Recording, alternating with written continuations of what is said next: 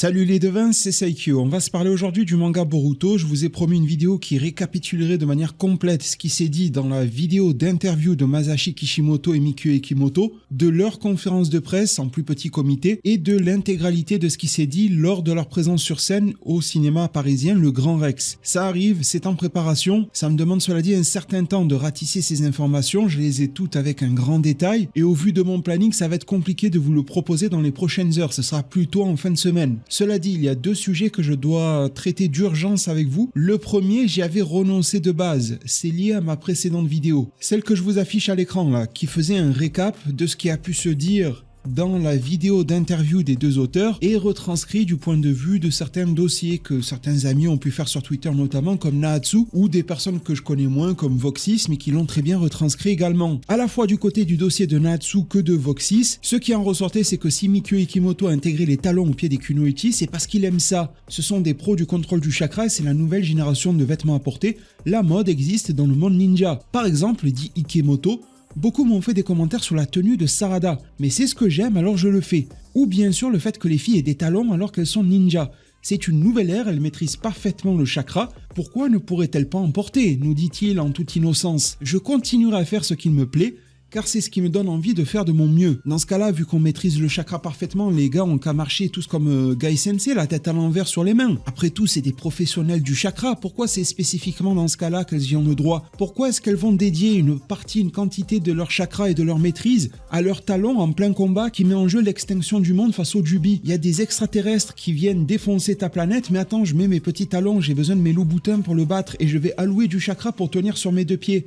Ça n'a aucun sens et ça justifie simplement les lubies du dessinateur. Mais le souci dans tout ça, et je l'ai déjà dit, ce n'est pas les talons. C'est ce que l'on a déjà vu dans le passé concernant la sexualisation de personnages tels que Sarada, Ada ou encore Sumire. Si vous prenez Hinata et Sakura, elles sont toujours couvertes jusqu'aux dents. Bizarre, quand c'est les personnages plus jeunes, elles sont parfois même jusqu'à à moitié nues. Quand Ada s'exprime, la moitié du temps, notamment lors de son introduction, les plans étaient sur ses fesses. C'est un cyborg conçu pour s'exprimer par en bas ou bien ça parle par la bouche comme nous? La première vidéo que j'avais cancel mais au final je l'intègre ici, c'est car sous cette vidéo en commentaire sont venus se présenter à moi en toute détente des pédophiles avérés. Alors ils ont fini bannis, parce que sinon j'allais insulter leurs arbres généalogiques sur 10 générations. Mais j'ai eu droit à des personnes me disant c'est tout à fait culturel, c'est comme ça au Japon, alors déjà sachez que ce pan de la culture japonaise, je l'emmerde profondément. Secondo, quand quelqu'un me justifie, parce que j'ai pris le temps au départ de discuter avec ces personnes, on sait jamais un malentendu etc. Quand je prends le temps et que la personne me dit non mais tu sais par exemple, les massages avec finition par des gamines en Thaïlande, c'est normal, c'est culturel, c'est considéré comme bien. Je vous garantis que j'avais le poing serré parce que quelqu'un me dit ça en face, il se mange mon pied dans la bouche.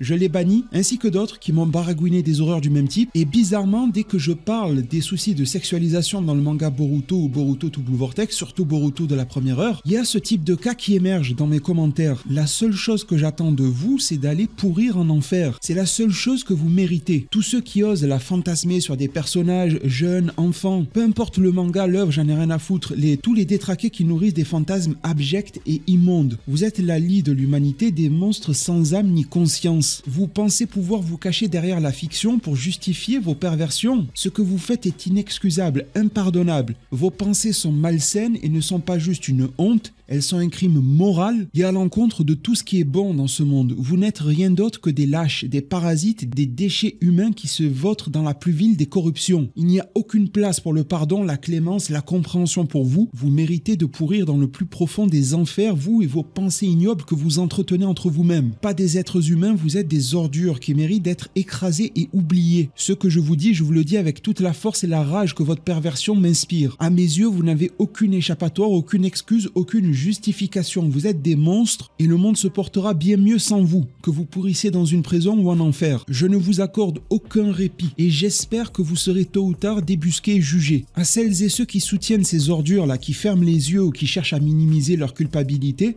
vous êtes complices, vous êtes coupables. Ceux qui défendent l'indéfendable semblables subiront le même sort. Je vous banne directement de ma chaîne. Et inutile de vous accrocher comme une arapède à un rocher. À tous ces pédophiles, je n'ai qu'un message à vous adresser, ce sera le dernier, que vous brûliez tous dans l'enfer que vous avez créé. Là est votre place. Parmi les arguments éclatés, on m'a sorti « Non, mais ne généralise pas ton pays, la France, moi je suis suisse, on n'a pas ces problèmes-là. » Mais tu penses que la pédophilie, c'est comme le nuage de Tchernobyl, ça s'arrête aux frontières? C'est du pipeau, ça. C'est partout, et ça doit se combattre à chaque endroit. Enfin bon, on tourne autour du pot.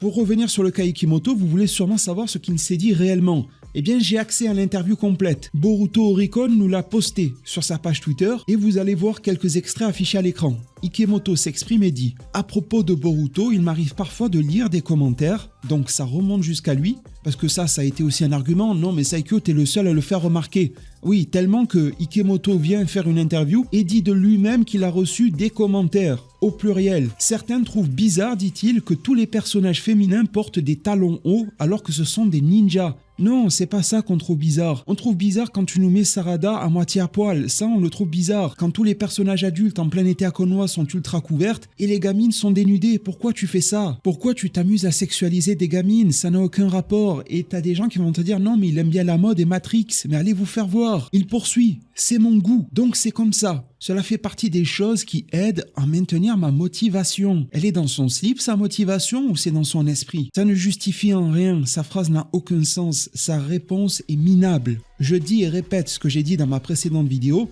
S'il s'agissait d'adresser ces commentaires de cette manière-là, autant se taire. Certains s'en sont insurgés. Comment oses-tu t'adresser au grand Ikimoto? Allez vous faire voir, je parle comme j'ai envie. Rendez-vous compte de la gravité du sujet. Et encore une fois, si ça ne vous touche pas, vous faites semblant de ne pas savoir. Et là, bizarrement, tout le monde en appelle à la nuance. Sur ces réseaux, là, les Twitter, même sur YouTube, c'est difficile d'apporter de la nuance. Vous savez à quel point je milite pour en incorporer dans mes vidéos. Quand je vais dans les zones commentaires, c'est mitigé. 50% de commentaires qui le sont et les 50% d'autres, c'est la cour des miracles. Des gens qui ne comprennent rien, qui n'ont vu que le titre, que la miniature, qui commentent sans avoir compris quoi que ce soit. Ils écrivent 3 mots parce que le temps d'attention avec TikTok et tout, il est réduit au minimum possible. Mais là, par hasard, pour défendre l'indéfendable, il faut creuser. On appelle à la nuance, à comprendre ce que l'auteur a en tête. Quelles sont ses inspirations? Mais si ça le motive, alors c'est pas si grave. C'est vraiment minable de penser comme ça. Je mesure mes mots, je pèse mes mots. Je ne serai pas dans l'invective, mais je vous dis absolument fermement ce que je pense. Et j'espère vous retrouver nombreux au soutien à mes paroles. Sincèrement, en disant des paroles comme ça, je devrais juste enfoncer des portes ouvertes.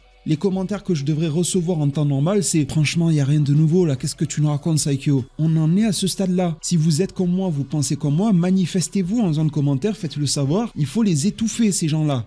Et du coup, autre sujet qui est malheureusement ressorti parce que la conférence de presse a été retranscrite. Vous savez, lorsque Masashi Kishimoto et Mikio Ikimoto ont rencontré les médias français, plus précisément le site Manga News qui en a fait un rapport complet, vraiment détaillé, nous dit que le samedi 24 août, une part plus secrète de la programmation de la venue de Masashi Kishimoto et Mikio Ikimoto s'est tenue à la Fnac des Ternes, située à 2 pas de la place de l'Étoile à Paris. Les auteurs ont tenu une conférence de presse à laquelle une belle poignée de journalistes, vidéastes et influenceurs ont été conviés. En amont, les invités ont été sollicités pour proposer leurs questions, triées par la suite par les éditeurs de la maison Shueisha et posées en direct aux 2 artistes. Dans cette retranscription, nous vous proposons, nous dit le site, le compte-rendu des questions posées et des réponses apportées par les 2 mangaka indéniablement complices qui ont pu livrer leur vision respective de leurs œuvres, leurs collaborations et leurs influences artistiques. Les réponses furent traduites et interprétées en direct par Shoko Takahashi et Misato Raya. Nous avons donc une équipe de journalistes qui nous retranscrivent directement les traductions et interprétations faites par des traducteurs professionnels. Misato Raya est définie comme interprète franco-japonaise de manga qui signe notamment les adaptations de Mon Histoire et Blue Spring Ride, avec une bibliographie littéralement longue comme le bras depuis 1973 jusqu'à 2021. Pour Takahashi Shoko, pas de description, mais l'on peut voir une bibliographie relativement étoffée depuis 2017 jusqu'à 2024. Il y a un point qui est en train de tourner à la polémique énorme et ce n'est plus directement concernant Ikimoto, mais concernant Masashi Kishimoto. Je comprends que ça fasse grincer des dents quand ça touche ton auteur, ton artiste, ton créateur favori, mais parfois vaut-il mieux voir la réalité en pleine face, aussi douloureuse soit-elle. La question qui a été posée, nous disent-ils par Kamal et Kiya, alors soit ce sont des personnes que je ne connais pas, soit c'est Kamal et Kita du Mont Corvo, ce qui est un petit peu différent. Question, Monsieur Kishimoto, quel est votre design de personnage préféré par ceux créés par Maître Ikemoto? Et de même, Monsieur Ikemoto, Quel est votre chara-design préféré parmi ceux créés par Maître Kishimoto? Masashi Kishimoto répond « Je dirais Sarada, en version jeune femme, car elle est sexy. Je n'aurais jamais pu la dessiner. » Ikemoto répond « De mon côté, parmi vos personnages, j'aime beaucoup Jiraiya, mais concernant le design, ma préférence va à Madara et Kakashi. » Kishimoto demande « Ah bon, pourquoi ?» Et son acolyte répond « Rien qu'en les voyant, on sent que ce ne sont pas des personnages ordinaires. Ils sont convaincants, ils dégagent quelque chose. » Kishimoto répond « Ça me fait plaisir. » Bon, c'est vrai que c'est bizarre de se complimenter ici devant vous. Ils se mettent à rire. Ce qui a fait polémique, c'est évidemment la première phrase. Masashi Kishimoto, l'auteur originel de Naruto, Naruto Shippuden, et à l'œuvre une fois de plus sur Double Vortex, qui dit à la presse « Je dirais que je préfère Sarada en version jeune femme, car elle est sexy. Je n'aurais jamais pu la dessiner moi-même. » Sous-entendu, j'ai recruté un gars là qui est capable de le faire en bonne et due forme, Ikemoto. Après tout, il nous a dit juste avant qu'il aimait ça et qu'il continuerait à faire ça. Là, de ce que j'en déduis, c'est Sarada version jeune femme, donc c'est l'adolescente de Double Vortex. C'est à peine moins pire que la version gamine de Boruto, mais il s'agit toujours d'une gamine. Et il la considère comme sexy. La polémique a fait le tour de 1001 réseaux. Et du coup, il y a des fans sur internet qui se sont dit c'est pas possible, c'est faux, comme Sukuna dit Luffy, qui dit les leaks de l'interview de Kishimoto sont faux, c'est une mauvaise interprétation, c'est une mauvaise traduction. Et en fait, ce qu'il a dit en japonais, c'est kakoi, donc pour dire cool et pas sexy. Et on a eu droit à la réponse d'une personne qui était présente sur place, la créatrice de contenu et vidéaste, Mademoiselle Soso. Elle dit, je cite, « J'étais là et il a réellement dit sexy ». Le traducteur l'a dit également, mais le ton employé était plutôt fun. Et il a aussi ajouté qu'il serait incapable de réaliser ce type de chara-design. Ce n'est pas une phrase de prédateur, c'est juste pour exprimer le fait qu'elle est très féminine et plutôt belle par ailleurs, mais pas d'une manière sexuelle, comme si tu employais le terme sexy d'une manière innocente. Et cela fait du sens, nous dit-elle, quand tu vois le côté fashion, mode de Ikemoto comparé à Kishimoto. Elle avait fait un second tweet pour compléter celui-ci, elle précisait également que son niveau d'anglais n'est pas aussi bon que ce qu'elle espère. Luana Rocha, une traductrice émérite brésilienne qui est en pause sur ses réseaux depuis un bon moment, mais elle est ressortie de sa tanière, si vous me permettez l'expression, concernant cette affaire Masashi Kishimoto, et elle a commencé par dire mauvaise traduction. Kishimoto n'a jamais dit que Sarada était sexy. Bizarre, les personnes sur place nous disent que oui. C'est ce qui a été reproché à Luana Rocha.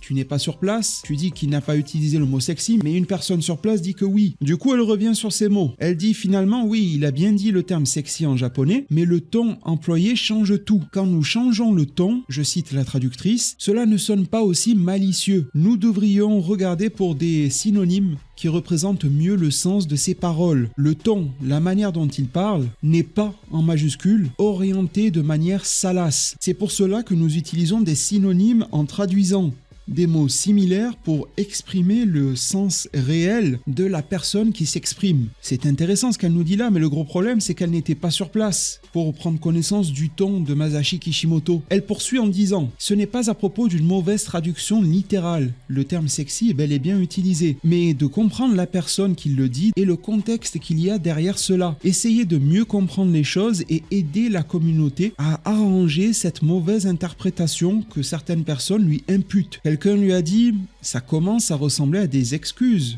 que tu formes à Masashi Kishimoto pour des termes assez graves. » Et elle répond, je cite, « En tant que femme, pourquoi défendrais-je un homme adulte disant des choses stupides à propos d'une adolescente? Mais ce qui est bon est bon, ce qui est véridique est véridique. Et je ne peux pas supporter le fait que l'on lui manque de respect à ce point. » Désolée, elle a besoin tout de même de se justifier par rapport à la situation. Elle dit voici 2 exemples supplémentaires, 2 mauvaises interprétations car l'on prend les textes en japonais de manière trop littérale. Évitez donc de détruire la carrière de quelqu'un sur la base de mêmes erreurs. Par exemple, dans le manga, Ada de manière littérale dirait que Boruto est hot. En gros, en français, c'est sexy quoi. Mais c'est trop littéral. Ça n'était pas le cas et l'interprétation la plus correcte était selon Luana Rocha de dire que Boruto était cool aux yeux de Ada. Les 2 termes sont des compliments, mais l'un des 2 est plus incisif. Une autre fois, polémique avait eu lieu dans la traduction de l'anime disait à Hinata « Ne sois pas ridicule ». Et Luana Rocha pensait que c'était trop littéral et elle proposait plutôt « Ne sois pas stupide » ou « Ne raconte pas n'importe quoi ». ce qui au final est assez synonyme dans ce cas-là, ça ne change pas grand-chose. À mon sens, ça peut toujours être assez rabaissant pour la pauvre Hinata. Bref, tout cela pour dire que les interprétations selon elle de ton, etc. peuvent changer les choses. Elle dit que si on ne la croit pas, il faut demander à l'intervieweur qui pourra répondre la même chose, sauf que d'après Mademoiselle Soso sur place, l'intervieweur a repris le terme sexy. Il a repris la traduction au sens littéral et il ou elle était là pour constater du ton employé par Masashi Kishimoto. C'est alors que Luana Rocha commence à nous dire et à reprendre les reproches qui lui sont faits. Mais s'il ne voulait pas dire sexy au sens littéral, pourquoi est-ce qu'il l'a dit, Masashi Kishimoto? C'est ce que plusieurs personnes sur Twitter lui ont dit. Et c'est là que Luana Rocha va littéralement dans les excuses. N'avez-vous jamais dit des choses et réalisé plus tard que vous auriez pu les dire d'une meilleure manière? Ça fait longtemps qu'il n'a pas parlé dans les médias. Est-ce si difficile à comprendre de ressentir de l'empathie? Mais il y a un contexte et ces expressions disent tout. Évidemment que l'on a tous regretté des paroles dans certains contextes, même des actes, mais il y en a qui sont impardonnables, il y en a qui sont inexcusables et c'est cela que l'on évite à tout prix. Et si barrière culturelle il y a, regardez, quand il est arrivé au Grand Rex, tout le monde les appelait sensei. Tout le monde les saluait en se penchant un petit peu en avant. Alors c'était pas super bien fait, mais c'était mignon et ça essayait de représenter la culture japonaise. On se renseigne. Je suppose qu'au cours de ce week-end-là, d'ailleurs, il l'a dit, Masashi Kishimoto ou Ikimoto, je ne sais plus, avoir participé à certains repas et avoir bu du champagne en France. Ils ont en quelque sorte trinqué. Vous savez que lorsque l'on trinque en France, on dit souvent chin-chin. Ce terme-là ne peut pas être employé au Japon, car ça fait écho à l'appareil reproductif masculin. C'est vulgaire. Je suppose que les personnes de Kana ou autres avec qui ils ont pu dîner se sont largement abstenues de faire un chin-chin dans leur compagnie, histoire de les respecter. Barrière donc culturelle, ça n'a pas le même sens. On se renseigne un minimum. En retour, je suis fermement convaincu que lorsqu'il s'agit de discuter d'un personnage mineur, bien qu'elle ait grandi mineure tout de même, on ne choisit pas le terme sexy pour la qualifier. Que cela soit au sens littéral, que le sens change en fonction de l'intonation, chose avec laquelle les traducteurs sur place ne sont pas d'accord visiblement, qu'il nous fasse un regard de trois quarts, un petit sourire en coin, qu'il ait fait 3 tours sur lui-même et un petit saut avant de le dire, ça ne change rien. Ces mots ont été adressés à l'audience française et retranscrits via les divers médias. Ensuite, elle s'est prise la tête malheureusement avec sa communauté sur Twitter et c'est vraiment dommageable. Elle s'est également appuyée sur les propos de Mademoiselle Soso pour appuyer les siens et dire que oui, elle n'était pas sur place, mais en fonction des rapports des personnes sur place, son point de vue, sa traduction s'affine. Mademoiselle Soso qui a ajouté dans un autre tweet: quand je dis qu'il a parlé de Sarada sexy d'une manière innocente, c'était sans aucune mauvaise pensée, rien de salace. S'il vous plaît, ne l'interprétez pas de cette manière, ne l'interprétez pas ainsi et ne le répandez pas d'une manière horrible. Ne faites pas ce truc de surréagir sur Twitter alors que vous ne l'auriez pas fait si la personne n'était pas connue. Mademoiselle Soso nous promet d'ailleurs qu'elle nous proposera une vidéo saupoudrée de l'intégralité de l'interview, donc je suis vraiment curieux d'aller consulter sa vidéo. Entre-temps, elle a retweeté un dossier concernant le fait que Kishimoto aurait toujours été contre la sexualisation des filles en mode plage. Et là, sincèrement, ce visuel-là, je n'y vois aucun mal. Je vois des enfants à la plage, c'est tout, rien de plus. Avec une déclaration de Kishimoto nous disant « Il était trop embarrassant de dessiner Sakura en bikini, alors je lui ai mis une sorte de short, pantacourt, etc. » Et là, Kishimoto, je lui serre la main, mais à de multiples reprises. Merci, on fait un peu de bon sens. Cette interview date de 2010, dans le guidebook des illustrations de Naruto. Merci à Ghost de l'avoir partagé sur Twitter. Alors cette philosophie-là, j'y adhère totalement. Que s'est-il passé entre 2010 et 2024 ? Je ne le sais pas. J'ai été lorgné du côté des réponses de Mademoiselle Soso sur sa page Twitter. Elle précise qu'elle expliquera tout dans sa prochaine vidéo, notamment le côté sexy de Sarada. Elle précise qu'il s'agit du chara-design actuel de Sarada, cette période adolescente, jeune femme telle qu'elle le dit, une bien jeune femme tout de même, mais bon, elle dit qu'elle va poster une vidéo avec l'interview complète et expliquer absolument tout. Lorsqu'un dénommé ou une dénommée Swansea lui demande, il aime juste le design, il n'y a rien de prédateur là-dedans, ils sont bêtes de pas comprendre ça. Il la trouve juste classe et forte. Sexy n'est pas forcément quelque chose de sexuel, faut arrêter. Bon, là je ne peux pas être d'accord. Selon le Centre national de ressources textuelles et lexicales, sexy peut se définir en premier lieu comme qui a du sex appeal, des formes physiques attrayantes. Un comportement provoquant. Être sexy, avoir du sex appeal. Deuxième définition,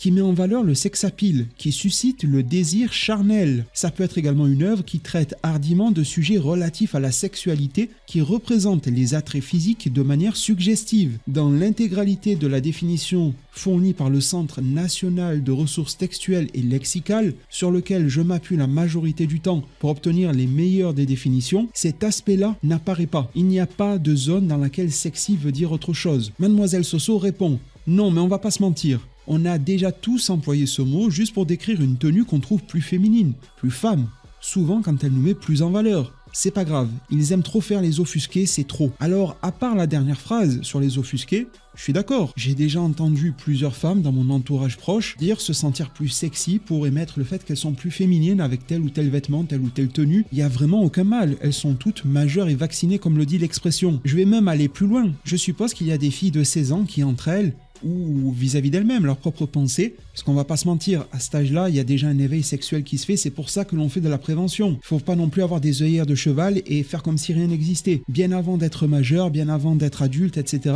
la sexualité est présente. C'est pour ça que l'on cherche à aider, à encadrer, c'est pour ça qu'il y a des cellules d'accueil, pour ça qu'il y a des distributions de protection. C'est un réel fait de société. Probablement que des jeunes femmes ou des adolescentes en l'âge de Sarada, période to Blue Vortex, se sont déjà senties plus féminines et sexy vis-à-vis d'elles-mêmes en portant telle ou telle tenue. Je pense que c'est également un fait. Est-ce que c'est souhaitable? Je ne le pense pas, mais c'est un fait et la vie va ainsi. Rappelons-nous tout de même que Sarada sexualisée, ça démarre dans la première partie de Boruto, lorsqu'elle est toute petite. C'est pas le même délire. Et ça, dans la vraie vie, ça n'existe pas. Sauf si des personnes manipulent les enfants en question. Du coup, je suis d'accord avec les 3 premières phrases, mais la dernière, non.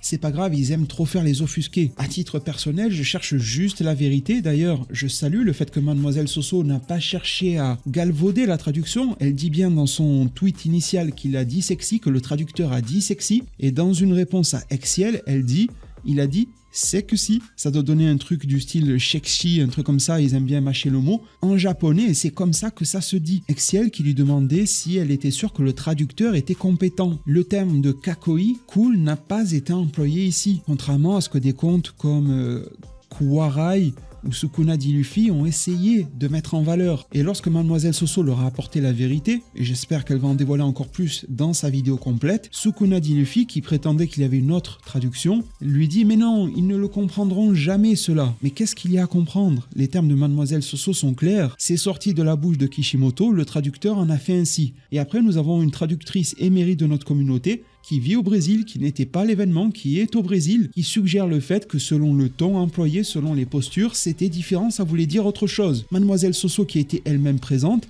n'est pas si choquée que ça par les faits, par les propos tenus. Je respecte sa position, mais j'affirme fermement mon désaccord. Pour juger en pleine connaissance de cause, j'attendrai sa vidéo. Je pense qu'elle a pas mal de détails à nous fournir qui peuvent changer la donne, mais vis-à-vis de ses premières indications, de ses premiers tweets en anglais, dans lequel elle a eu l'honnêteté de dire que le terme sexy a été utilisé, mais que c'était sur un ton un peu funny, qu'il n'est pas un prédateur et qu'il voulait juste vouloir dire qu'elle est féminine et qu'elle a l'air plutôt jolie, qu'elle s'assume, qu'elle est libre, etc.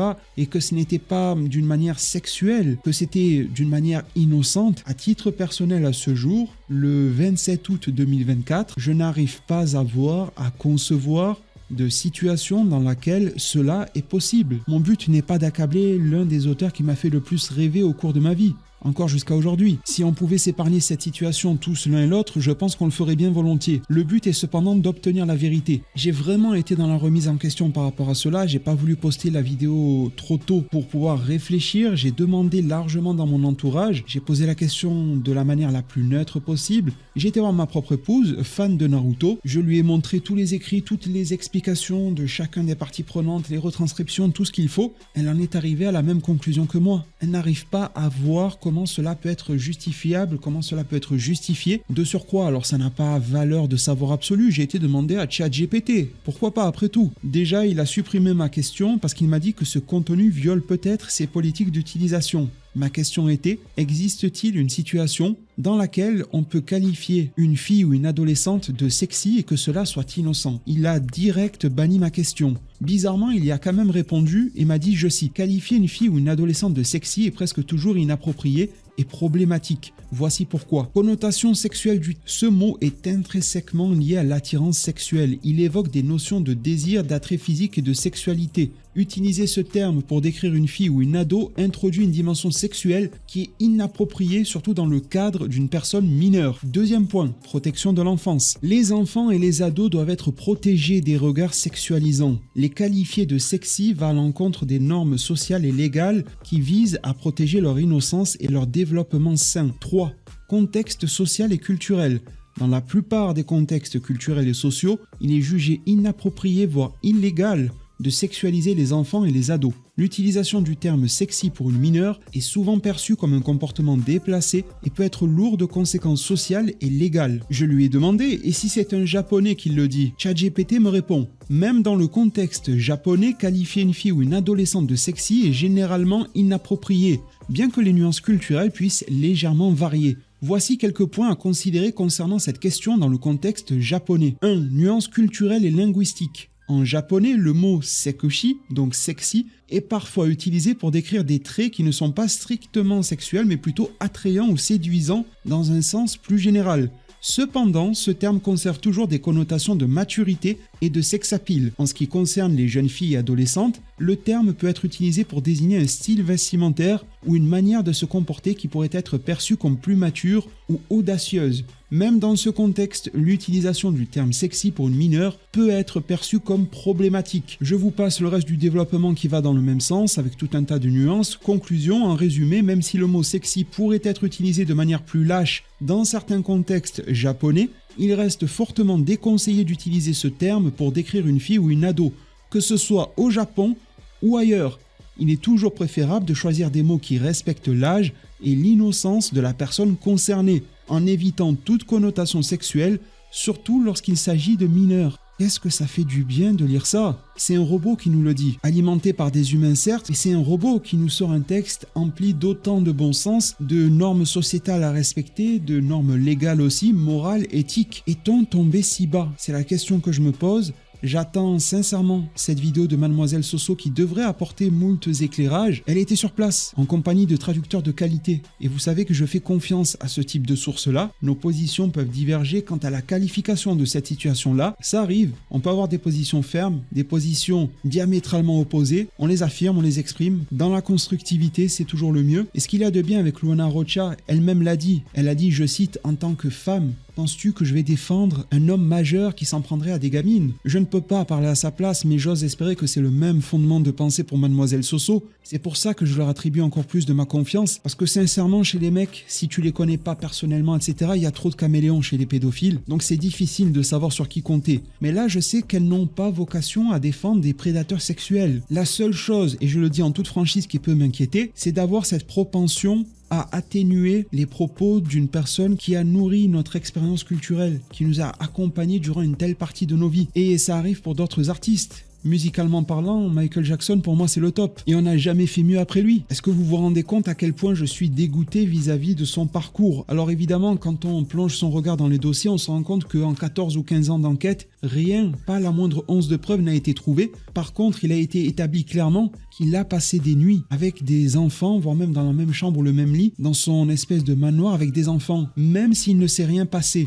Même s'ils ont joué aux cow-boys et aux indiens toute la nuit et regardé des dessins animés, je trouve ça extrêmement malsain. Ça me dégoûte au plus haut point. Et avant que j'apprenne cela, c'était mon artiste musical favori. Et du coup, t'as une partie de toi qui aurait envie que ça se passe autrement, que tu sois dans une autre timeline où ça n'a pas été dit, ça n'a pas été fait, etc. Alors, pour le moment, avec Kishimoto Ikimoto, on est loin du cas Michael Jackson en termes d'amplitude, de gravité, etc. C'est un exemple disproportionné certes, mais c'est pour illustrer la situation. Vous avez vu que j'ai été plus que de bonne foi à vous présenter l'intégralité des nuances et tout ce qui va bien par rapport à cette situation, mais laissez-moi être bien clair. Je ne suis pas parent, je ne suis pas père. S'il se trouvait que j'avais une fille de 12 ans, 16 ans, peu importe, et qu'un gars se permet de lui dire devant moi « tu es sexy », je le tue. Vous comprenez, ces mots, ils sont très clairs. Il aurait intérêt à ce qu'il y ait du monde. Vraiment beaucoup de monde pour m'arrêter. Donc là, on est en train de tergiverser, etc. parce que personnage fictif, parce que auteur qu'on aime bien, parce que tout ça. Dans la réalité, il n'y a pas un seul monde dans lequel ça passe. C'est impossible. Et là, je vais répondre, mais à titre très personnel. Si cette phrase touchait quelqu'un qui n'est pas connu, quelqu'un qui ne m'a pas bercé comme Kishimoto, etc., qui nous a transféré autant de valeur de par son œuvre, d'où le bénéfice du doute quant à un tel sujet, je serais beaucoup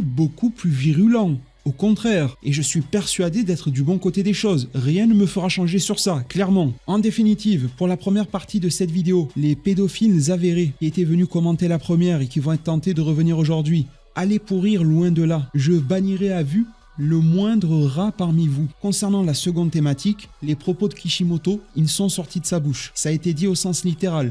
Ça a été traduit ainsi par les traducteurs sur place, mais ça n'a pas été interprété de la sorte par à minima une personne qui a pu assister à la scène. J'ai pu parler à d'autres personnes qui les ont vus au Grand Rex et qui me disent « mais c'est pas possible, le gars qu'on a eu devant nous sur scène au Grand Rex, je peux pas l'imaginer avoir de telles pensées ou de tels actes, etc. C'est pas possible. » Quand j'en parle à mon entourage qui est hors du monde du manga, qui n'a aucune visibilité dessus, que ça soit compréhension, cliché, etc., ils sont vraiment neutres totalement. Ils me disent que ces termes-là seraient intolérables, tout comme moi. Ma femme, qui est très fan de Naruto et d'autres œuvres, me dit qu'elle ne comprend pas comment cela pourrait être innocent, d'où mon attente extrêmement élevée vis-à-vis de la vidéo de Mademoiselle Soso. Peut-être qu'une forme de lumière sera apportée à cette scène et que j'arriverai enfin à voir l'éléphant dans la pièce. Pour le moment, malheureusement, ce n'est pas le cas. Et lorsque je vais me renseigner vers des outils qui sont à notre portée de nos jours, bon, Internet, ça commence à dater, mais aussi des trucs comme l'intelligence artificielle, ça va plutôt dans mon sens. Et j'y retrouve une forme de bon sens par ailleurs, une forme d'éthique, une forme de morale. Concernant Ikemoto, après ce qu'il nous a dessiné dans la première partie du manga Boruto, j'ai plus de doute concernant ses pensées. Et en plus, il revient ici en nous disant qu'il aime ça. Sur cet aspect-là, c'est clairement dégoûtant. Concernant Kishimoto, c'est la première fois où je vois ça. On a des antécédents où il dit que c'était trop pour lui de dessiner Sakura en bikini et tout. Donc on va attendre. Il y a peut-être quelque chose à dégrossir par rapport à lui. Parmi l'énorme quantité de qualificatifs qui pouvaient être choisis, c'est celui-ci qui a été employé quand même. C'est chaud. Alors dinguerie ou pas, j'attendrai. J'attendrai encore, mais les éléments actuels ne vont clairement pas à sa faveur en mon sens. Je pense qu'il faut être intransigeant avec cela, avec ce type de parole, avec ce type de comportement, et surtout que la vérité éclate. C'est mal barré, mais je laisse le temps au temps, je laisse les choses se faire. Merci vraiment de m'avoir suivi du début à la fin. Si vous vous retrouvez dans la personne que je suis, dans ce qui fonde ma pensée, mon éthique, n'hésitez pas à me le faire savoir en zone commentaire, à laisser un pouce bleu à cette vidéo. Faut vraiment pas, surtout pas laisser les idées que j'ai présentées en début de vidéo se propager. C'est un poison pur pour notre société et je suis encore très doux avec ces personnes-là qui mériteraient beaucoup plus de fermeté. Abonnez-vous, activez la cloche, ça va être une affaire à suivre, clairement. Prenez tous extrêmement bien soin de votre futur et à plus pour de prochains arts divinatoires.